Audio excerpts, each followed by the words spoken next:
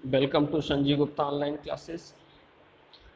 आज matter in our surrounding के part 14 में हम लोग फ्रीजिंग और सॉलिडिफिकेशन के बारे में स्टडी करेंगे। जैसे आप देख रहे हैं, फ्रीजिंग और solidification, liquid to solid change, यानी हम लोग फ्रीज करना। जैसे आप फ्रीज में देखते हैं कि आइस का फॉर्मेशन होता है, किससे होता है? लिक्विड से। तो वो क्या चेंज हुआ? Liquid to solid change. और वो किस फॉर्म में चेंज हो रहा है? सॉलिड के फॉर्म में, और इसीलिए हम लोग इसको बोल रहे हैं क्या? सॉलिडिफिकेशन। अब हम लोग आते हैं अपने डिफिनीशन में। The process of changing a liquid into solid, यानी वो प्रोसेस जिसमें क्या हो, लिक्विड सॉलिड के फॉर्म में चेंज हो रहा हो। और क्यों होगा? बाय डिक्रीजिंग टेम्परेचर, टेम्परेचर को घटाने पर, यानी टेम्परेचर को कम करने पर या कूलिंग करने पर, इज नोन एज फ्रीजिंग और सॉलिडिफिकेशन। तो आप देखते होंगे फ्रीज में हम लोग क्या करते हैं, वाटर को रखते हैं, और वाटर को रखते हैं तो वो फ्रीज में क्या होता है, टेम्परेचर क्या होता है वहां पर? डिक्रीज होता है। और डिक्रीज होता है तो वो क्या होता है वहां पर? लिक्विड से वो सॉलिड के फॉर्म में चेंज होना स्टार्ट हो जाता है। जैसे आप देख रहे हैं कि सॉलिड टू लिक्विड, ये नीचे दिया गया है। एक एरो शो कर रहा है किस तरफ? मेल्टिंग की ओर, और दूसरा एरो शो कर रहा है किस ओर? फ्रीजिंग की ओर। तो हम फ्रीजिंग को देखते हैं, लिक्विड से सॉलिड को। जैसे आप देख रहे हैं कि लिक्विड में को हम लोग क्या करें कि टेम्परेचर को जब घटाएंगे, टेम्परेचर को डिक्रीज करेंगे, तो वो किस फॉर्म में चेंज हो रहा है? सॉलिड के फॉर्म में। क्यों? आगे देखते हैं। When the temperature is lowered, जब हम टेम्परेचर को क्या करते हैं? लोअर करते हैं, घटाते हैं। देन पार्टिकल कम क्लोजर, तो पार्टिकल क्या होते हैं? वो नजदीक आना स्टार्ट कर देते हैं, due to decrease in kinetic energy. और क्योंकि वहां पर क्या हुआ? काइनेटिक एनर्जी क्या हुई? डिक्रीज हुई। So force of attraction increased between the particle. तो फोर्स ऑफ अट्रैक्शन क्या होगा? इंक्रीज हो रहा है किसके बीच में? पार्टिकलों के बीच में।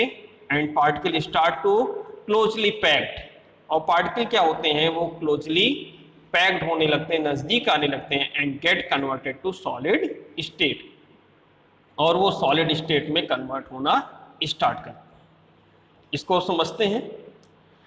जैसे जैसे हम टेम्परेचर को डिक्रीज कर रहे हैं, टेम्परेचर घटा रहे हैं, जो पार्टिकल हैं, यानी लिक्विड के पार्टिकल हैं, उनके बीच जो एनर्जी थी वो कम होने लगी, यानी उनके अंदर जो एनर्जी पाई जा रही थी वो कम होने लगी। और वो धीरे धीरे क्या होते हैं कि वो जो अपने मेन पोजीशन पे वाइब्रेट हो रहे थे, वो वाइब्रेट होना थोड़ा कम करने लगते हैं। और कम वाइब्रेट होना शुरू करेंगे तो धीरे धीरे क्या होगा कि जो पार्टिकल हैं, अलग अलग पार्टिकल हैं, तो वो पार्टिकल थोड़ा नजदीक आना स्टार्ट करेंगे, और उनके बीच फोर्स ऑफ अट्रैक्शन बढ़ेगा, तो वो और ज्यादा एक दूसरे को खींचना शुरू कर देंगे। और जब फोर्स ऑफ अट्रैक्शन बढ़ने की वजह से वो एक दूसरे को खींचना शुरू करेंगे, तो एक वक्त आएगा कि वो क्लोजली पैक्ड होने लगेंगे। यानी पहले तो वो वाइब्रेट होना क्या हुआ, उनका कम होने लगा। अब उनके बीच में फोर्स ऑफ अट्रैक्शन बढ़ने लगा, और फोर्स ऑफ अट्रैक्शन बढ़ने के कारण क्या हुआ कि एक पार्टिकल दूसरे पार्टिकल को क्या हुआ, अपनी ओर अट्रैक्ट करने लगे। और टेम्परेचर और ज्यादा जब कम होने लगा तो वो क्या हो गया कि वो क्लोजली पैक्ड होने लगे, यानी कि अब उनके बीच की जो गैप था, यानी उनके बीच में जो डिस्टेंस था, इंटरमॉलिक्यूलर डिस्टेंस था या इंटरमॉलिक्यूलर स्पेस था, वो क्या हो गया? कम होने लगा। तो कम होने की वजह से अब वो क्लोजली पैक्ड होने लगे, और वो धीरे धीरे क्या हुआ? लिक्विड से सॉलिड स्टेट की ओर बढ़ना स्टार्ट हो गया। और ज्यादा टेम्परेचर बढ़ने पे वो क्या हुआ? सॉलिड स्टेट में चेंज हो गए। तो जैसे आप जानते हैं कि सॉलिड में क्या होता है, सारे पार्टिकल बहुत नजदीक होते हैं, और लिक्विड में क्या था? थोड़ा दूर थे। तो जब दूर थे तो वो लिक्विड के फॉर्म में थे, और जब नजदीक, ज्यादा नजदीक आने लगे तो वो किस फॉर्म में आ गए? सॉलिड के फॉर्म में। तो आप देखते होंगे कि हम लोग जब फ्रिज में वाटर रखते हैं तो जैसे जैसे टेम्परेचर कम होने लगता है वैसे वैसे क्या होता है कि लिक्विड जो होता है वो किस में चेंज होने लगता है? वो चेंज होने लगता है किसमें? सॉलिड में, यानी बर्फ में। वाटर जो होता है बर्फ में चेंज होना स्टार्ट होने लगता है, और एक वक्त के बाद जो बर्फ होता है वो काफी ज्यादा एकदम रिजिड होता है, यानी बहुत ज्यादा कठोर होता है। और उसके पहले आप बर्फ को देखिए तो बर्फ बहुत ज्यादा रिजिड नहीं होता है। तो हम लोग कह सकते हैं कि जैसे जैसे हम लोग यहाँ पर टेम्परेचर डिक्रीज किए, लिक्विड क्या हुआ? सॉलिड के फॉर्म में चेंज हुआ। The temperature at which liquid get converted into solid, और वो टेम्परेचर, जिस टेम्परेचर पे लिक्विड क्या हुआ? सॉलिड में कन्वर्ट होना स्टार्ट हुआ, at atmospheric pressure is called freezing point.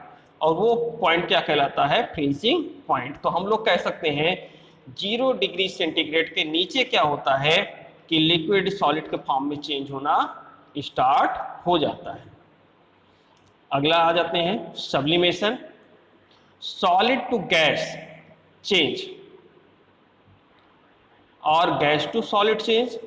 Sublimation means, हम लोग देखिए अगर सिंपली इसको समझने की कोशिश करें तो आप घर पे यूज करते होंगे कैम्फर यानी कपूर। कपूर को जब गर्म करते होंगे तो वो किस फॉर्म में चेंज होता है? सीधे गैस के फॉर्म में चेंज हो जाता है। बीच में सॉलिड से लिक्विड फॉर्म में वो चेंज नहीं हुआ, सीधे क्या हुआ? वो गैस के फॉर्म में चेंज हो गया।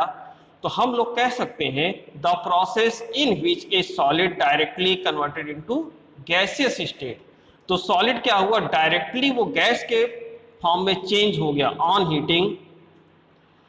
ये गर्म करने पर वो क्या हुआ? चेंज हो गया। या हम कह सकते हैं इसके रिवर्स में, जैसे गैस टू सॉलिड चेंज में, और वेपर डायरेक्टली इनटू सॉलिड। और हम उस वेपर को, जो कपूर का वेपर है, उसको हम लोग ठंडा करेंगे तो क्या होगा? वो सीधे कपूर के फॉर्म में हमें वापस मिल जाएगा। बीच में देखिए लिक्विड का फॉर्म हमें नहीं मिल रहा है, तो ये प्रोसेस क्या कहलाएगा? सब्लिमेशन। तो हम कह सकते हैं the process in which solid directly converted into gaseous state on heating is called sublimation. तो सब्लिमेशन जो होता है वो कुछ सब्सटेंस जो हैं उन्हीं में ये कॉमनली पाया जाता है,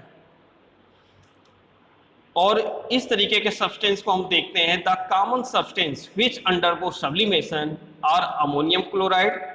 अमोनियम क्लोराइड यानी NH4Cl, जिसको हम लोग नौसादर भी बोलते हैं। इसको गर्म करने पर ये सीधे क्या होता है? वेपर के फॉर्म में चेंज हो जाता है, और ठंडा करने पर ये फिर से हमें सॉलिड के फॉर्म में मिल जाता है। तो बीच में यहाँ पर लिक्विड का फॉर्म नहीं है। आयोडीन भी इसी तरीके से होता है। कैम्फर, कैम्फर मीन्स क्या होता है? Camphor means Kapoor. कपूर भी हम लोग क्या करते हैं? गर्म करते हैं तो ये सीधे वेपर के फॉर्म में मिल जाता है, और ठंडा करते हैं तो फिर से हमें क्या होता है? वेपर के फॉर्म से फिर से हमें कपूर के फॉर्म में ये मिल जा रहा है। Naphthalene and anthracene. Naphthalene ball, naphthalene ball आप लोग देखते होंगे कि छोटे छोटे बॉल जो कीड़ों को मारने के लिए रखा जाता है कपड़ों के बीच में, वो धीरे धीरे एक वक्त आता है कि वो डिसअपियर हो जाते हैं, यानी कि वो खत्म होने लगते हैं, गायब हो जाते हैं। वो क्यों होता है? वो इसलिए होता है कि नैप्थलीन जो होती हैं वो धीरे धीरे सब्लाइम होती हैं, यानी कि वो सब्लिमेशन प्रोसेस को शो करते हैं, और वो धीरे धीरे क्या होता है? वेपर के फॉर्म में चेंज होते रहते हैं, और धीरे धीरे वो वेपर के फॉर्म में चेंज होकर क्या होते हैं? खत्म होते रहते हैं। तो नैप्थलीन बॉल जो हम लोग कपड़ों के बीच में रखते हैं वो एक वक्त के बाद क्या होता है? खत्म हो जाता है। और इसी तरीके से एंथ्रासीन भी शो करता है। तो आप देख रहे हैं नीचे सॉलिड और गैस के बीच में 2 एरो है कि सॉलिड से सीधे चेंज हो रहा है किसमें? गैस के फॉर्म में। तो ये भी क्या है? Process sublimation. और गैस से अगर हम लोग इसका रिवर्स देखें, गैस से सॉलिड के फॉर्म में चेंज हो रहा है, तो ये प्रोसेस भी क्या कहलाएगा? सब्लिमेशन।